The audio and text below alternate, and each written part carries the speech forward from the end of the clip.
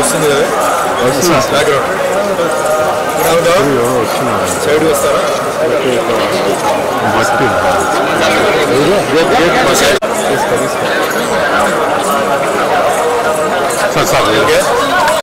అందరికీ నూతన సంవత్సరం శుభాకాంక్షలు. Wish you all very happy new year అండి.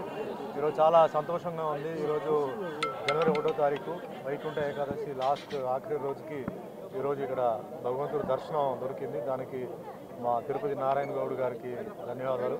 అలాగే చెన్నై నుంచి నాగభూషణం గారు ఆయన ఫ్యామిలీతో వచ్చారు. అందరికీ ధన్యవాదాలు. సో అంతా ఈ సంవత్సరం అందరికీ బాగుండాలి, అందరికీ మంచి జరగాలి, అందరికీ ఆరోగ్యం బాగుండాలి, ఆదాయం బాగుండాలి. మరి రాజకీయ నాయకులు వాళ్ళందరూ ఈరోజు చాలా మార్పులని వస్తున్నాయి. ముఖ్యంగా మా తెలంగాణ ముఖ్యమంత్రి గారు రేవంత్ రెడ్డి గారికి భగవంతుడి ఆశీర్వాదాలు ఉండాలి. ఆయన ఇంకా మంచి అంటే తెలంగాణ భవిష్యత్తుకి చాలా మంచి ఆయన పనులు చేయాలి. ఎప్పుడూ ఆయనకి మేము సహకరిస్తాం. అలాగే ఆయన కుటుంబ సభ్యులు కూడా అందరికీ ధన్యవాదాలు.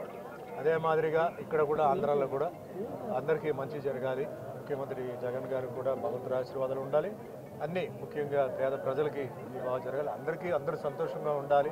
అందరిది ఆరోగ్యం, అదిగా వాళ్ళ ఆదాయం కానీ ఉద్యోగాలు కానీ ఏదైనా తప్పులని జరిగి ఉంటే అన్నీ క్లియర్ అయిపోయి అందరూ సంతోషంగా ఉండాలి. అదే మాదిరిగా నాకు ఇప్పటివరకు ఇచ్చిన నిర్మాత, దర్శకులు, నా అభిమానులు, టెక్నీషియన్స్ వాళ్ళందరికీ పేరు ధన్యవాదాలు చెప్తున్నాను. ఇది 46వ సంవత్సరం నాకు సినిమా ఇండస్ట్రీకి వచ్చి. భగవంతుడి దయ వల్ల 10 భాషల్లో యాక్ట్ చేశాను.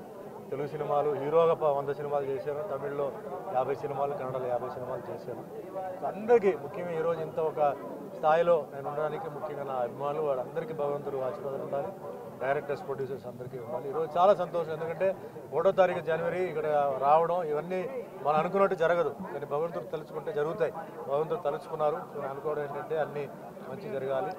అదే మాదిరిగా ముఖ్యంగా మన రేవంత్ రెడ్డి గారికి ఒక ముఖ్యమైన విషయం ఏంటంటే మా గౌడ జాతికి ఏంటంటే ఏజెన్సీ ప్రాంతంలో ఏంటంటే చాలామంది గౌడ జాతి వాళ్ళు ఇబ్బందులు ఉన్నారు. అంటే అక్కడ ఏంటంటే కొన్ని సమస్యలు ఉన్నారు. ముఖ్యంగా తెలంగాణలో వాళ్ళకి ఎస్సీ స్టేటస్ ఇస్తే వాళ్ళు ఏంటంటే వాళ్ళ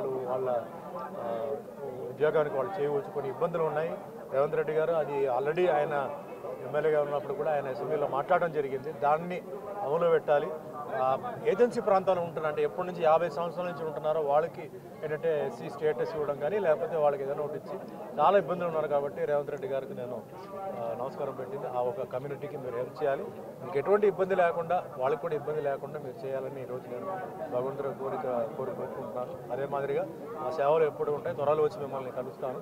సంక్రాంతి టైంలో కలుస్తాను. సో అందరూ బాగుండాలి, సంతోషంగా ఉండాలి, అందరూ మంచి ఉన్నత స్థాయికి ఎదగాలని మనస్ఫూర్తిగా కోరుకుంటున్నాను.